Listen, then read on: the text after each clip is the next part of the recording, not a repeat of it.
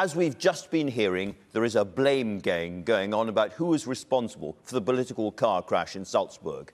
But can the Brexit Secretary, the new Brexit Secretary, Dominic Raab, claim that he had nothing to do with British mistakes? Well, let's find out. He joins me now from Westminster. Dominic Raab, welcome. Now, you blamed the EU for what happened in Salzburg, but isn't the truth that this was a catastrophic failure of British intelligence and diplomacy and indeed politics as well? Well, actually, if you look at the readout, and the media has covered various different aspects of it, it's clear a change was made very late on by the EU in their response. But to be honest with you, away from the melodrama of Salzburg, I think what we need to do is hold our nerve, keep our cool, continue to negotiate in good faith, and really press the EU to be clearer on what their objections are. I'm not talking about the dogmatic rebuff of the economic partnership proposals. We need some clearer understanding of what the criticism is, because we've tried to calibrate our proposals in a way that suits their concerns and their interests. And at the same time, there aren't any other credible alternatives on the table from them or anyone else for that matter. But this is very confusing, Dominic Raab, because for months and months now they have been saying we won't accept cherry picking under any circumstances, and we need a new solution to the Irish border. And that's why this broke down. They've been telling us all along, and they only did at Salzburg what they said they were going to do all along. Why were we surprised? Well, actually, that's just not factually correct. If you look at Jean-Claude Juncker's State of the Union just days ago, a week ago, he said that the Chequers proposals on the economic partnership will be the first step towards the negotiated relationship. But look, this is a bump in the road. We'll hold our nerve, we'll keep our cool, and we'll keep negotiating good faith. I think we need to keep these negotiations going. What we're not going to be is dictated to. And the UK is one of the biggest economies in Europe, if not in the world. We've come up with a serious set of proposals, 100 pages long, our white paper, covering everything from trade to security.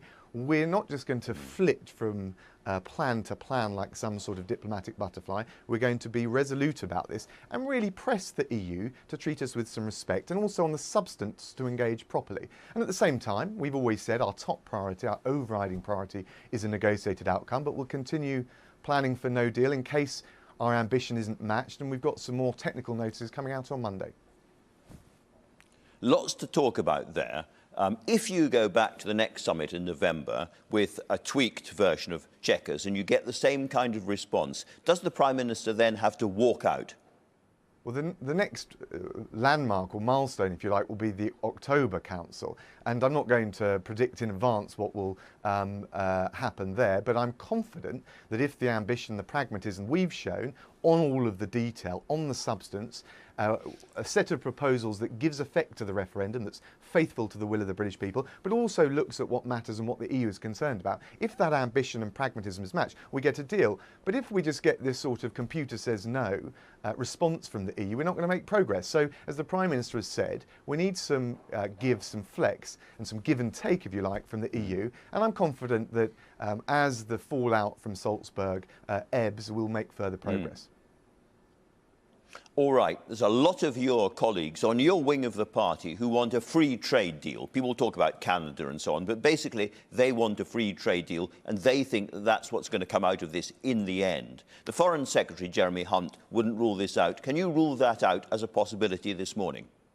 Well, we all want a free trade deal. The question is the terms, and if what you're referring to is the CETA plus or plus arrangement, which is being bandied around, I think people need to read the small print, not just of our proposals, but the EU's proposals. Because what they're suggesting is not just a free trade deal, but for us to stay locked in, or for Northern Ireland specifically, to stay locked in to the customs union. Now, that would be a clear carve-up of the United Kingdom. No, I think this is different.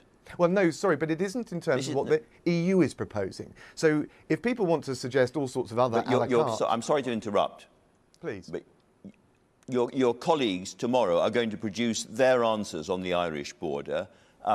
Given that they feel they've got answers, I ask you again, is a Canadian-style free trade idea completely out of the ball game as far as you're concerned? Is it off the court? It's off the table in the terms that the EU would even plausibly, at this stage at least, accept, because it involves, what they're suggesting is that we would stay in a backstop arrangement for Northern Ireland, which would leave a part of the United Kingdom subject to a wholly different economic regime. That can't be right. So we'll continue to negotiate in good faith, and I'm always listening to new proposals and new ideas, and actually, amidst all of the drama of Salzburg, we have made good progress on a whole range of issues. But what we need to do is make sure that we're not signing up to anything that threatens the United Kingdom of Great Britain and Northern Ireland. And you'd expect any government to agree to that. And indeed, go on. Okay. So we might, as the Prime Minister suggested, be heading towards, as a result of this, we might be heading towards no deal. The Prime Minister talked about it. We now know a bit more about what no deal might mean. According to government sources, I mean, the Chancellor, Philip Hammond, has talked about an extra £80 billion a year in borrowing as a result of no deal. The IMF says dire consequences. Ralph Speth, Chief Executive of Jaguar Land Rover, who knows his own business and employs 40,000 people, has talked about tens of thousands of job losses, and the National Police Coordination Centre is talking about widespread protests, disorder and unprecedented and overwhelming disruption. When, during the referendum campaign, were we warned by people like you that this might be where we were facing now, what we were facing now? I don't accept some of those more hair-raising doomsday scenarios, but what we did get during the referendum was Project Fear Mark. Well, hold on, we did get during the referendum Project Fear Mark 1, and the British public didn't buy it. Now, it's certainly correct to say, first of all, two things.